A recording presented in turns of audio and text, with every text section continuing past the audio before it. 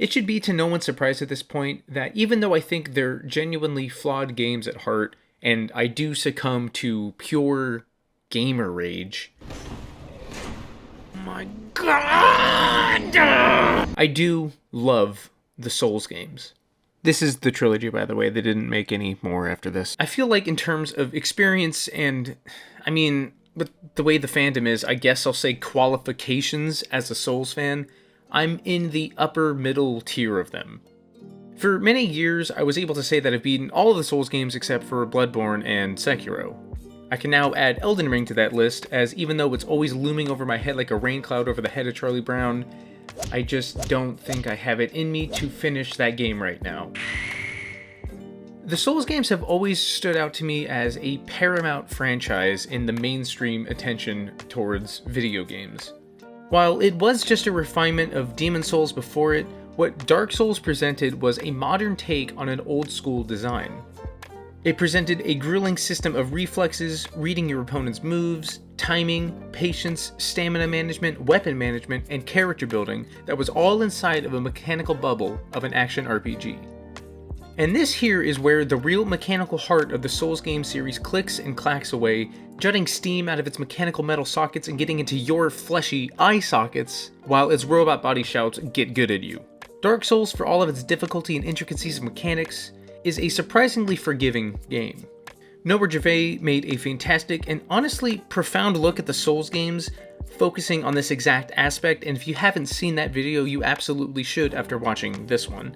But it essentially boils down to the fact that the RPG mechanics of leveling up your character means that any obstacle in the game can be overcome through sheer willpower, not necessarily skill.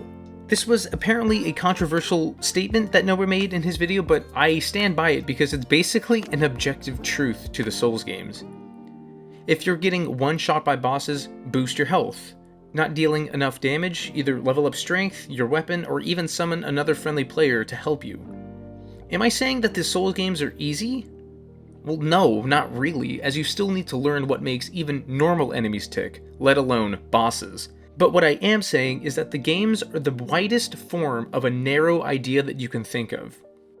You have to abide by its rules, but the game welcomes your playstyle with open arms as long as you can play ball with its focus.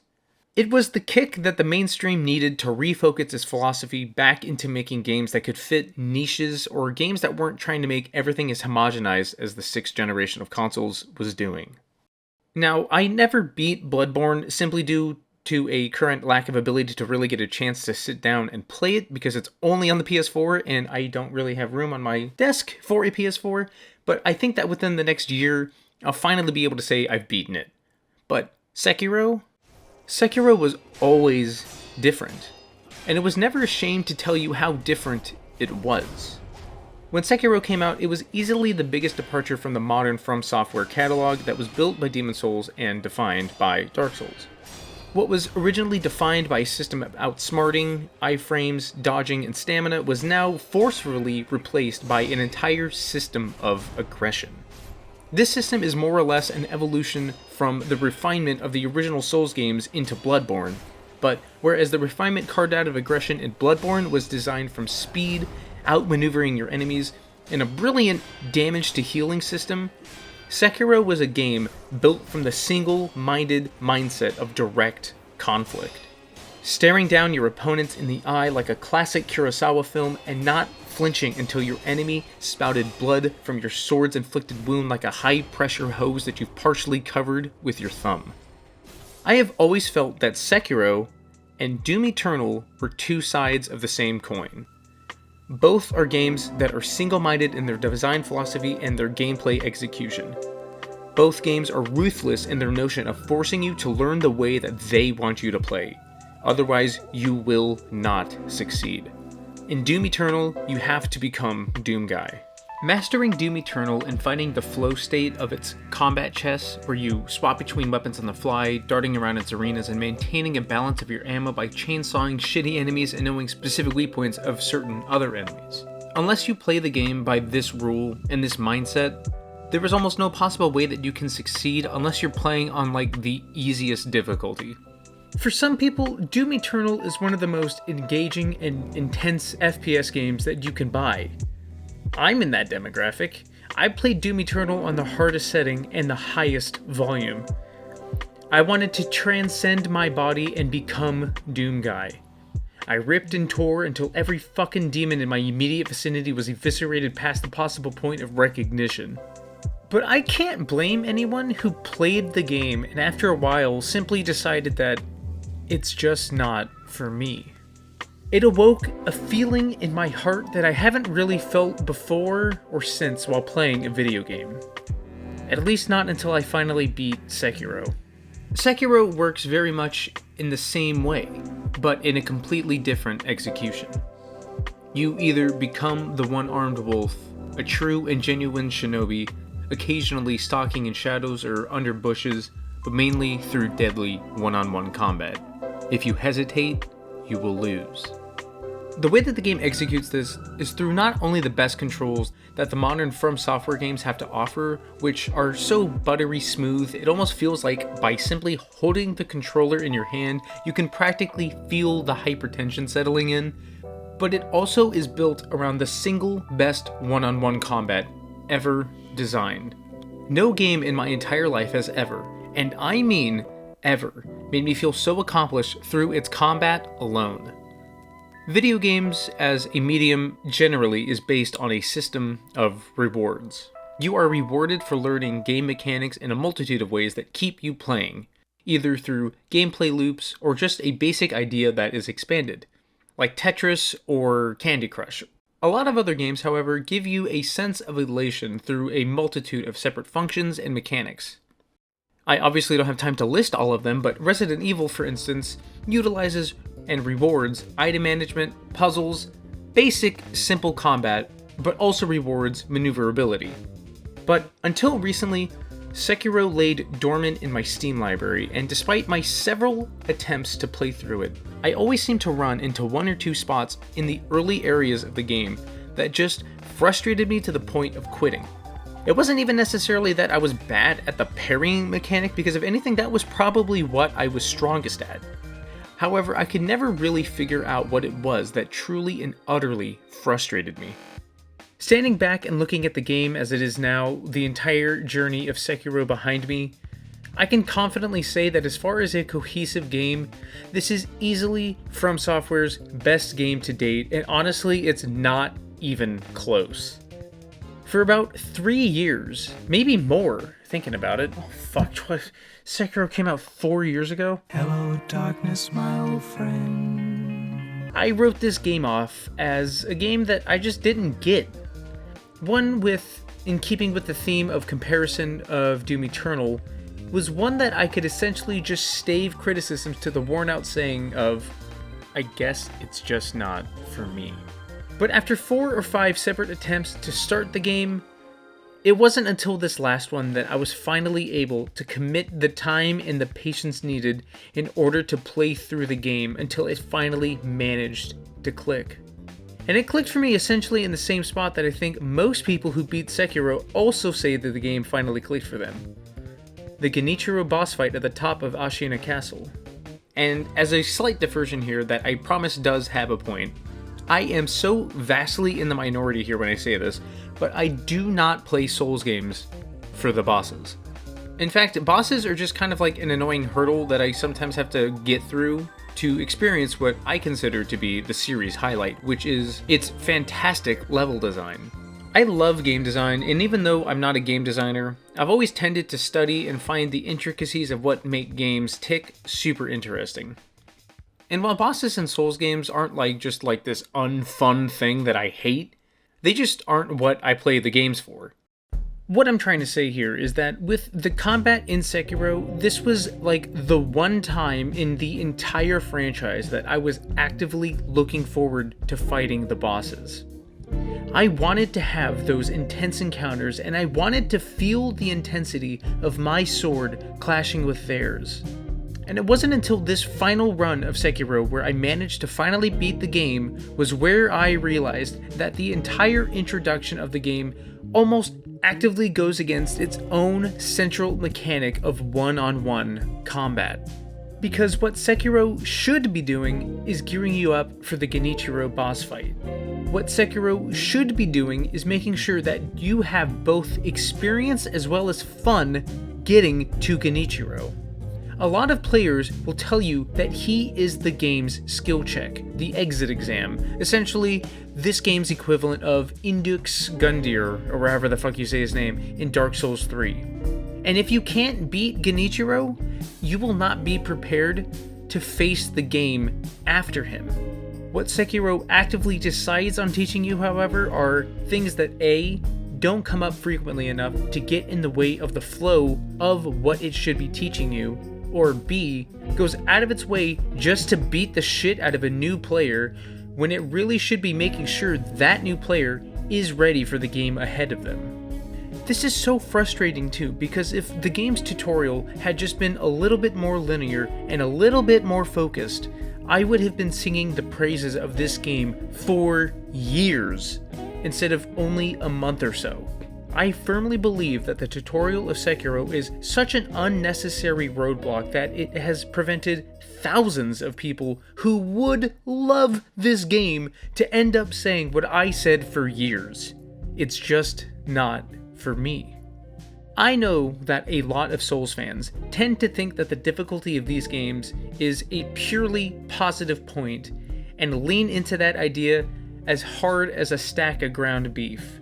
But I think that with a game with a focus as narrow as a pinpoint, like Sekiro, keeping as many players on its path as possible really should have been the main goal, and it apparently wasn't. So, to start things off, there are some things that I would like to clarify. While this video is called Fixing Sekiro's Terrible Tutorial, what I'm mainly talking about is the section of the game after the initial Genichiro boss fight. While you may say that fight is the end of the tutorial, I would argue that what I and many others consider to be the game's skill check, as I've gone over before, is the real Genichiro fight at the top of Ashina Castle. After that point, the game ceases to teach you things, and it finally unfolds and opens up to you. I'm adding this caveat because as far as the first section of the game goes leading up to that initial Genichiro fight, it's pretty decent. A little bit, not bad. You get a general understanding of the parry mechanic, you understand how the simple stealth works, and you have your first interaction with the mini-boss. My main issues really start with the first areas right after you get the prosthetic. So the game opens up with essentially a straight line, which is good because you need to get to Genichiro again. Cool, you know where you're going, you have essentially one route to get there. Great. The game then demonstrates to you how the grapple mechanic works. You find another idol, you learn about stealth death blows, and then you get to a point with a gun-toting enemy. Now, this is just a mild annoyance, and one that I won't spend a whole lot of time on, but I do find it somewhat in bad faith in the design that they put two other normal enemies here. Because if the game is trying to tell you that you can in fact parry projectiles like bullets, which is a prompt that does come up, it seems bizarre that by throwing regular enemies that will either get in the way of you parrying or can interrupt you trying to kill the gunman, it seems to actively negate your ability to practice or even really attempt to learn to parry bullets or projectiles. This is just the start of a much bigger issue that I feel this section of the game has. But, I mean, just think about it. How hard would it have been to have just one, or hell, put two gunmen there, and by either taking out the first one through normal means, or by utilizing the stealth blow mechanic which you just learned, that gives you time and ample opportunity to stand there and practice parrying bullets. But like I said, this isn't really that big of a deal. Anyway, you continue forward and you find another idol, and you can't help but notice a hole in the wall alongside the second floor of this building. Your eyes are naturally drawn to it from the idol position, so you go inside and you pretty much can't miss this body that has your first shinobi prosthetic. Now this is another thing that I have an issue with, but keep a mental note of this. So you leave this room, you find a grapple point, and pretty much find yourself out in a big open field with one mini-boss. This mini-boss is a tutorial on perilous attacks and ones that you can eventually Mariki counter later. Like the previous mini-boss before this one serves a very specific purpose and it does its job well enough. After you beat him, you encounter your first arena area. In this, there are plenty of spots that you can grapple to and hover above enemies, as well as giving you plenty of maneuverability around the area. And this area is filled with normal dudes with swords, which is the only enemy type that you've really encountered that isn't a boss. But there is also a new enemy type here, the big oafish Taro soldier. This guy has a completely different moveset and a rather tricky attack pattern, which is what I find irritating about this section. Throwing this guy in a mob arena, which by the way is your first real mob area, seems asinine to me. You're not only being thrown in a rather tricky area with upwards of 4 to 5 dudes, learning how to manage this type of encounter with both ranged and normal enemies, and then they throw this fucking guy at you with the mob encounters on top of him. It's pretty hard, especially at this point during your journey with your skill set. I cannot understand why they didn't put a mob encounter just on its own and then leave this enemy encounter on its own. Is this section impossible? No, of course not, but the game is obviously exponentially increasing challenge. But this is a strange increase in challenge and doesn't feel like a natural progression. And I want to say now that nothing I've said up to this point is egregious at all. Up until now, this is all just a bunch of nitpicks. Slightly annoying when looking at the game from an aspect of analysis and critique, but maybe really not even that noticeable when you're playing through the game. The next few things I find to be the first instances of things I find truly irritating. After this first mob area, you find a woman that gives you a ball, and the game tells you that the sculptor from the beginning of this section of the game might be able to guide you to the use of it. Now, this is a crossroads. The game wants you to go back and talk to the sculptor, but is it really out of the realm of possibility that most people who get to this point look at that item description and think, well, I'll get back to the sculptor in a bit because I want to keep going? Because if you go straight ahead, you encounter the Chained Ogre, which is such a fucking bizarre enemy to put here.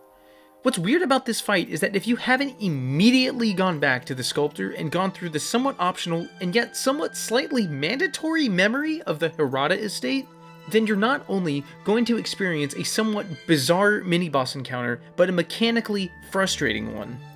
The Chained Ogre is an enemy encounter that completely disregards all mechanical focus that you've learned up until this point by now. It is clearly, by design, an enemy that utilizes a very specific shinobi prosthetic.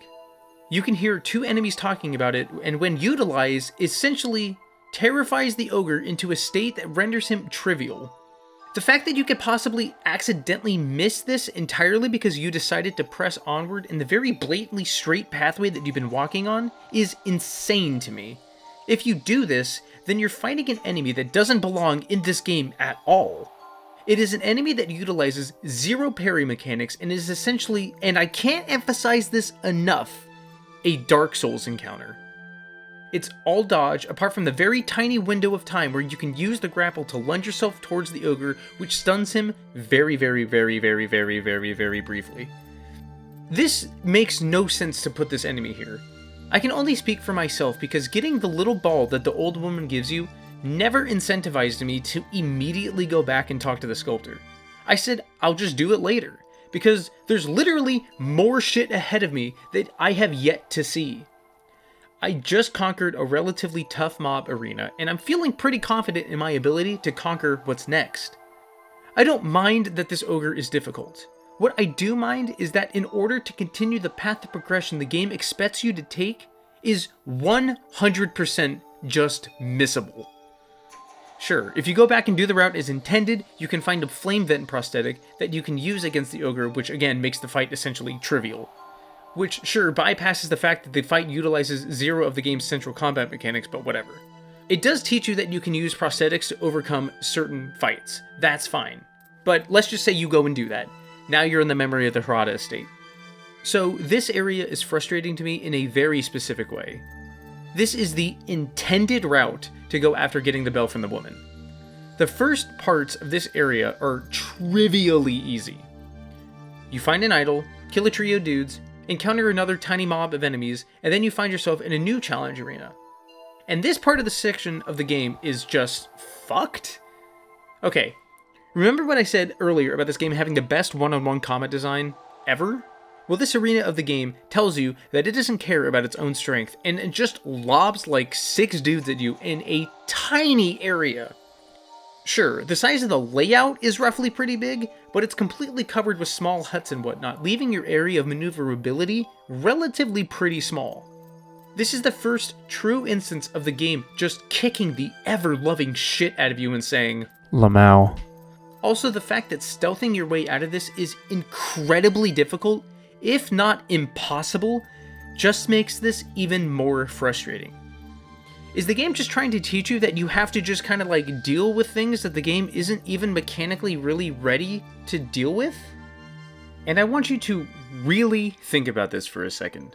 The Ogre is a gatekeep of a fight that tells people who are having a difficult time with him that you can find an alternative way to fight him, but then puts that thing that you need completely out of the way and then makes it potentially missable?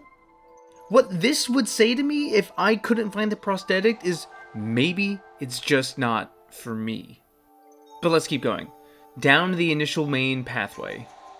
You get past the Ogre and proceed into another mob arena. This is, in my opinion, another decent section of the tutorial.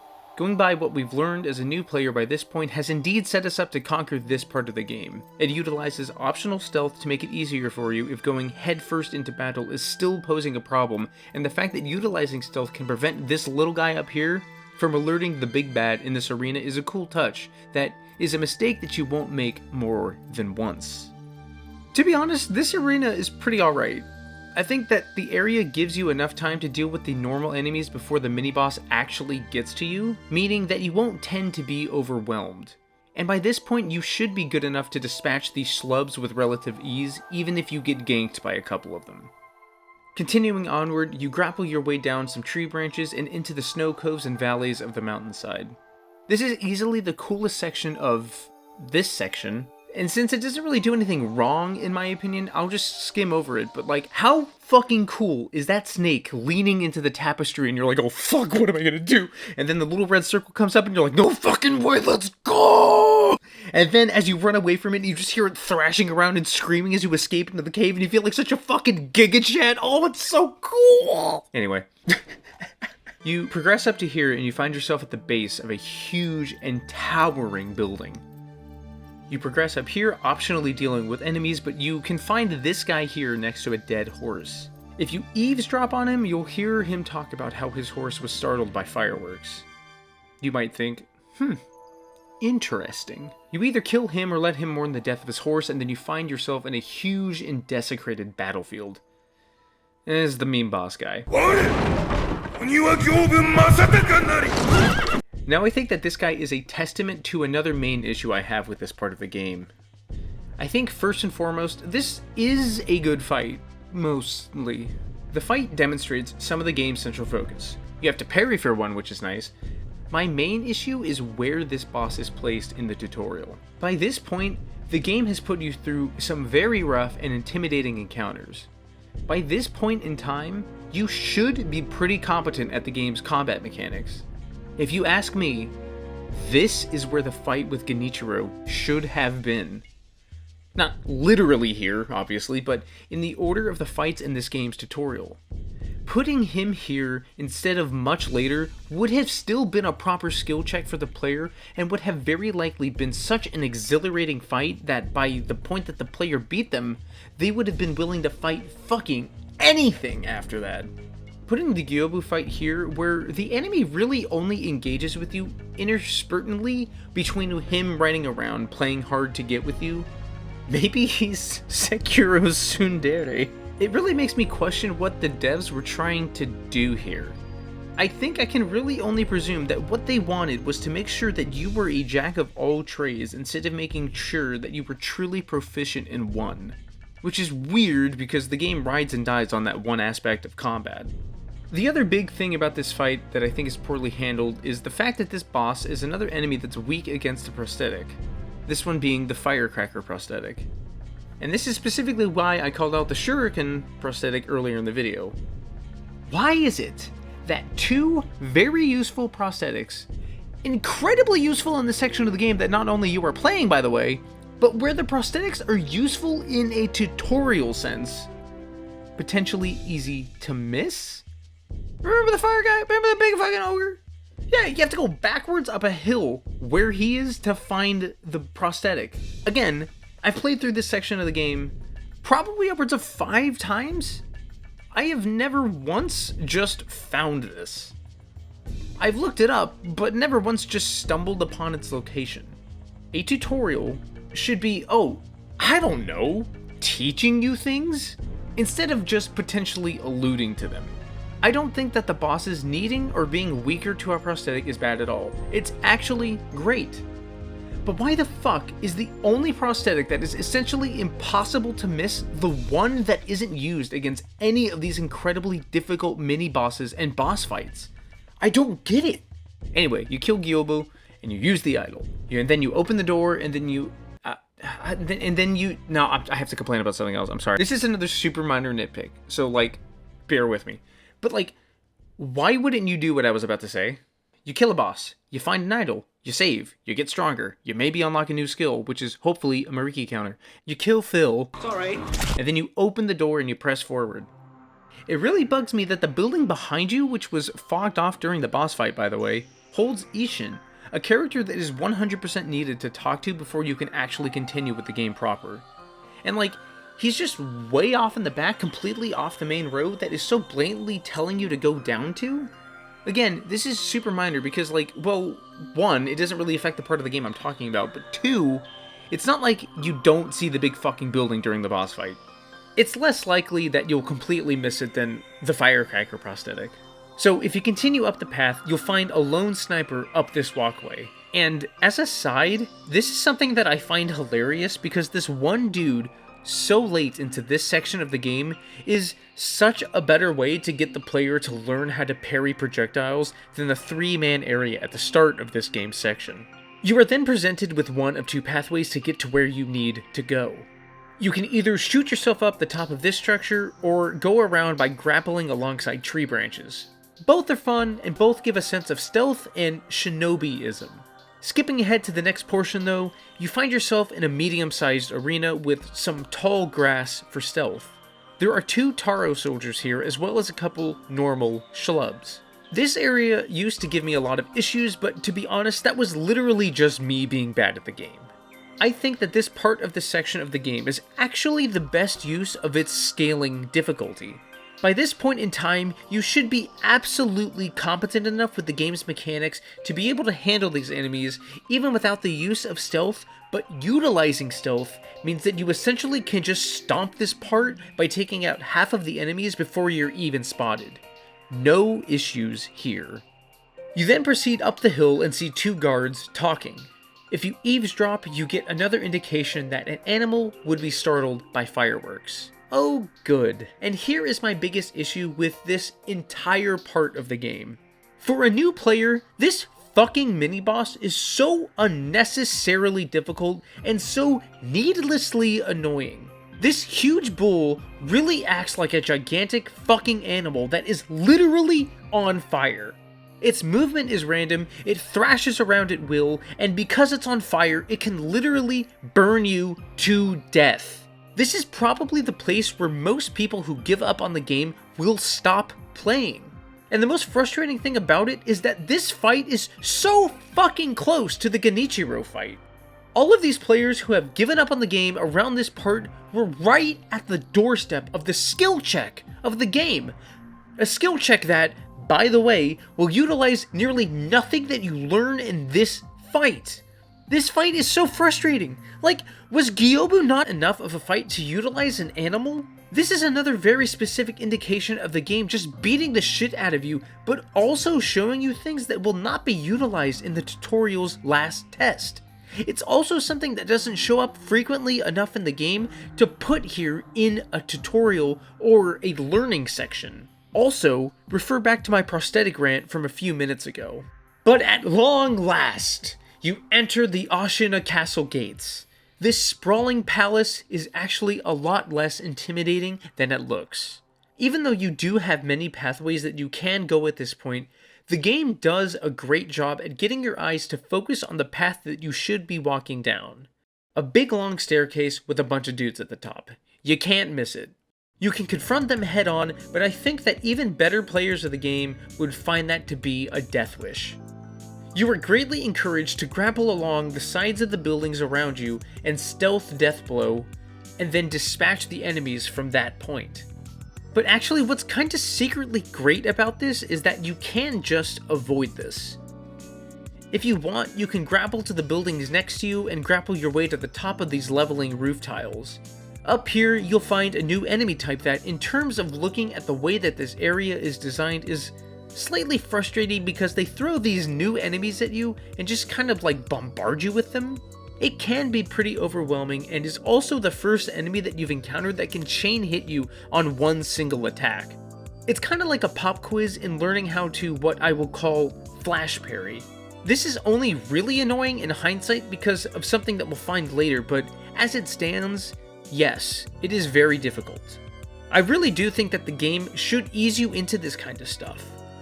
But for how annoying it is that the game just continues to do this to you, I can't say it's all that difficult. Oh, yeah. And then this fucking guy shows up. And look, this is honestly more funny than it is annoying, but it is, albeit still slightly annoying. It definitely feels like a gotcha moment, but I mean, I can't fault the team for wanting to troll you at least once. After this, you will have to maneuver your way along some of the buildings surrounding the tall castle.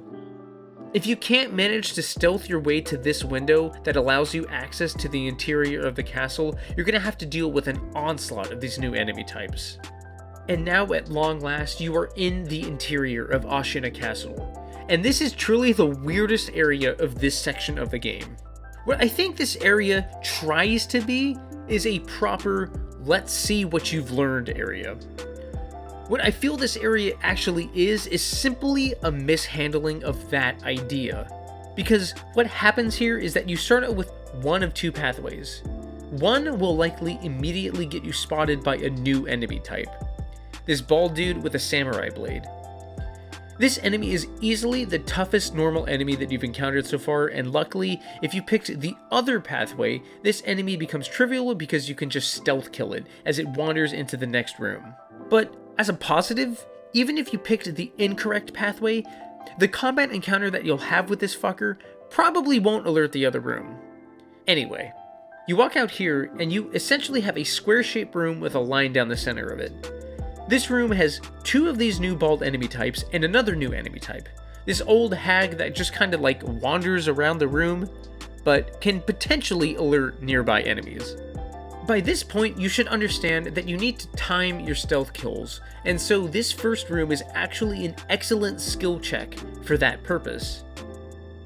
You can then proceed into a room with another one of these bald guys staring out of a window, which is yet another great opportunity to showcase your learned stealth skills. And this is another instance of this section of the game just fucking destroying you for seemingly no reason other than to remind you that this is a FromSoftware game. These enemies are fucking relentless. They have a very specific attack pattern, and one perilous attack that, skipping ahead a little bit, is essentially the same attack as one of Genichiro's perilous attacks. But part of the reason that this section of the game is so difficult is the fact that this perilous attack has a slower window of reaction time than the actual fucking boss encounter. You haven't really seen an attack like this yet, unless you went into the memory of the Harada estate. And yet, the game gives you literally half the amount of time that the boss that you haven't fought yet that utilizes it. Future me here. Hello. So, I was counting the frame data for both of these attacks, and I realized that while they're pretty close to identical in terms of the actual frames, but I think the real difference here is between these two attacks, and in my opinion, still makes this basic enemy harder to counter against than the Genichiro attack, is when Genichiro does this attack, if you've played properly, you will have parried his lunge down attack, and in doing so, will throw you backward, giving you distance from him. This gives you ample opportunity to react to his forward lunge attack by doing a Mariki counter. These bald guys do not push you away from them before doing the attack, and if you parry the attack before the Mariki attack, then you only roughly get about 5 to 9 frames to react to that attack. Okay, thanks for listening. Love your face, love your show, bye. I do think that this would not really be an issue if the remaining areas of this castle leading up to the Genichiro fight, mini-boss excluded, didn't bombard you with them. You can make the argument that this part of the game should be stomping you. And I honestly can't defend an argument against that. Because, yes, the game should be pushing you to the limit of your skill set. But there is something, in my opinion, to be said about a game whose strength is focused combat. I feel like I keep repeating myself, but I can't emphasize enough that this game, by the traditional opinion, need I remind you, hasn't even skill checked you yet. The whole section of this game leading up to the next idol is a mishmashed, jumbled, garbanzo bean fest of a bunch of enemies that will swarm you without a second thought. If these guys get you with one perilous attack, then it's likely that you'll be so thrown off that you won't have time to recover before being completely swallowed by a nest of bald dudes. And no one wants that. But if you manage to get to the next idol, then this is the point where the game stops fucking around and becomes exactly what it always wanted to be deep down. There are no more wide and unfocused designed ideas, thrusting you into a situation where you have to become a jack of all trades. But instead, this section says to you, this man stands between you and your goal. Kill him at all costs. This fight, more so than the regular enemies that you encountered on the rooftops of the Yoshina Castle, is such a better tutorial on how to flash parry enemy attacks, because that's essentially all this motherfucker does. And it demonstrates this lesson after the enemies that do it more relentlessly and in groups outside. I do not understand the logic of putting a final before an aptitude test. And I want to make sure that you realize that when I bring criticism to this fight, it's literally because of where it's placed. Because all of that being said, this fight is so fucking good. I remember on the playthrough that I finally beat this game on, I was having a miserable time up until this point, save for a couple of highlightical moments. But because this fight was so good and so antithetical to essentially everything that was before it in terms of its focus, I didn't mind that I died every time that I did. I finally got a glimpse of that intensity that I wanted from this game the whole time during this fight. And I knew that the perfect fight was in there, and I wanted to strive to hear those clangs of steel colliding and knowing that I was better than this guy that stood in my way. And when I finally killed him, I felt undefeatable, which is precisely what you need to feel before fighting Genichiro. What this fight does on its own is make sure that you can parry. This is the game's parry skill check, and like, Jesus Christ, if you can't parry properly by this point, you will by the time you get finished with this guy. As far as the fight itself goes, I have literally zero critiques about this guy. It's near flawless, which is, funnily enough, how good you have to be at the fight before you can progress. The game is throwing its last test at you, and I can't emphasize enough how good of a fight this is.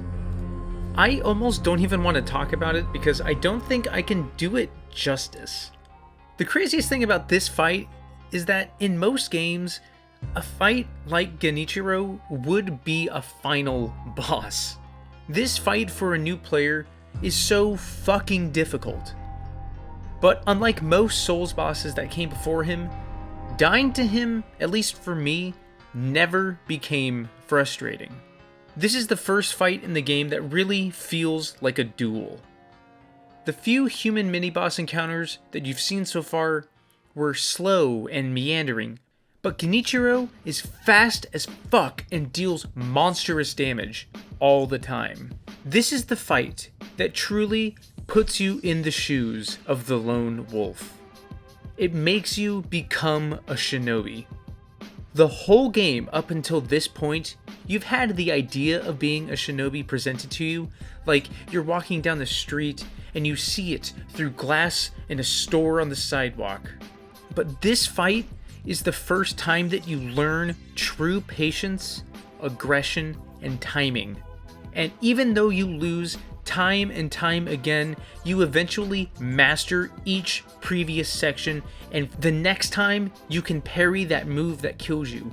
You can counter that attack that got you. You can jump over his attacks and make him feel like a fucking loser.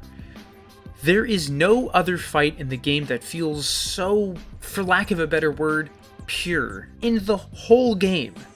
The closest I can think of is probably the Ishin fight at the end, and that gets quite extra by the end of it. There are definitely moments in the fight that showcase the unrealistic nature of Genichiro, like the previously mentioned lunge down attack and his ridiculously long chain combo, but up until the third phase, it's pretty much just a fight between you and him. But you might be asking yourself right now, is this fucking dumbass who can't even play this game right not even going to talk about Lady Butterfly? She's the real first boss. The Lady Butterfly fight is actually very solid. It's the intended first real boss fight, and it does its job well as to get you adjusted for the more eccentric bosses that you'll fight later. Which is why I think that she should definitely be placed after Genichiro. I can't keep emphasizing this, but I'm gonna keep doing it. This entire section of the game needs to be laser fucking focused. Lady Butterfly is a quality fight and does serve a purpose, but it's just outside of that focus that I believe needs to be there to keep new players on board. The rest of the Hirata state leading up to Lady Butterfly is a prolonged level that makes up this section of the game. I've already aired my complaints about how finding this level in general is something that is potentially missable, and I want to double down on that being asininely stupid. What's most frustrating to me about the way that this section of the game is presented is that the game essentially gives you two pathways in this tutorial bit. And if you ask me, it really should have just been the one. You don't need to overwhelm the player with making them think that they're possibly going the wrong way or hiding these prosthetics. If you ask me, the ideal tutorial of Sekiro plays out like this. You wake up with the sculptor talking to you. You start with the shuriken prosthetic, and the sculptor will tell you to bring any more you find back to him. You learn how to grapple. You learn how to parry projectiles with just one dude. You then learn how to stealth death blow. Instead of finding the shuriken prosthetic, you find the flame vent. You fight the lone mini-boss and learn about perilous attacks. You fight that first mob arena. Either the way that I presented, where it's the mob and then the Taro soldier, or just throw the Taro soldier in there, whatever. You eavesdrop on the two soldiers and find out that the ogre is terrified of fire. You fight the ogre using the flame vent that you for sure found. You encounter the second mob arena. You do the whole bit with the snake, it's too cool to leave out. And then you find yourself at the foot of Ashina Castle. You do the whole bit pretty much exactly as it is, but instead of just mobbing you with these new enemy types, you fight like a total of 5 over the course of the entire rooftop maneuvering section. You can keep the gonzo ass dude as a 6th gotcha guy. You get inside the castle and find the first 2 rooms unchanged. You kill the guy by the window, and then you see no other guys leading to the room before the staircase. When you get to that room, it only has 2 bald dudes in it. Those 2 guys alone will really put you to the test. Then you fight the flash parry guy, and then you fight Genichiro. Put Lady Butterfly as the next boss, and then Gyobu after her. Get rid of the fucking Raging Bull. The game did not need to be trying to pull a sleight of hand on you the entire time leading up to Genichiro. All it needed to do was get you prepared for him and him alone. It almost feels like FromSoftware designed this entire introduction in a much more linear format, but then realized that people who got to Genichiro were beating him much more consistently than what they wanted, so they just threw the whole fucking thing in a blender to make sure that when they got to him, the average player just wasn't ready for that fight and got their ass kicked by him. But I have to ask you something. What aspects of the game up until this point have you utilized in the Genichiro fight? Genichiro is a fight that, while yes, is modifiable with prosthetics, is absolutely a duel to the death. What aspects of the Gyobu fight did you use? What aspects of the excessive use of mobs, both the ones I covered and ones I didn't, did you use? What parts of the Raging Bull did you use? What of all of these wide range of things that you learned in this gigantic fucking tutorial were actually utilized in this fight? This skill check? Maybe half? How hard was it to get to him? It's arguably the hardest opening to any modern FromSoftware game. And I think it's simply just because they don't know what they're doing. The simple act of this game being a FromSoftware game means that a lot of people who fail and fail would think that you just have to persevere, which you do have to do, but you also have to explore. You have to play the game by its rules with the skill set you have at the beginning of the game. And when I say skill set, I mean you and the wolf's skill set. These prosthetics are optional, but they really would have helped new players to get through the end of this section of the game and left so many more people willing and excited to keep playing. But instead, so many people put the game down and said, I guess it's just not for me. The whole point of me making this video is to get just one person who put the game down in frustration to realize that it's very possible that the game just did you wrong and did a poor job at keeping you interested, engaged, or willing to participate.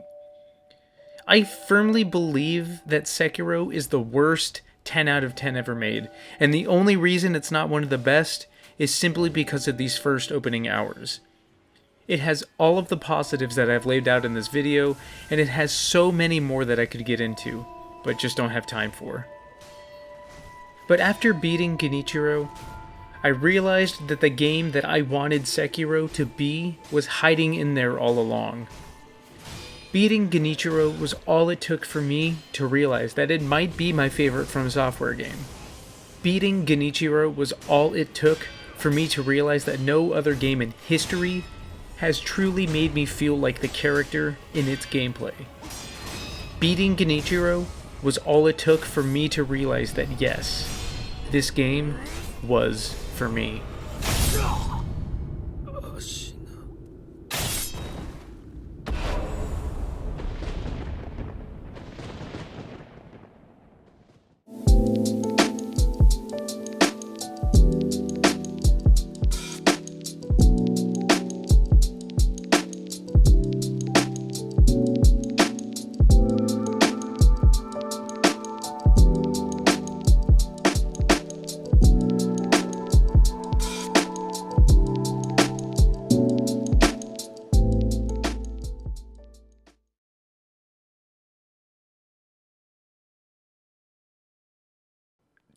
Tomato is a fruit, but it's also a vegetable.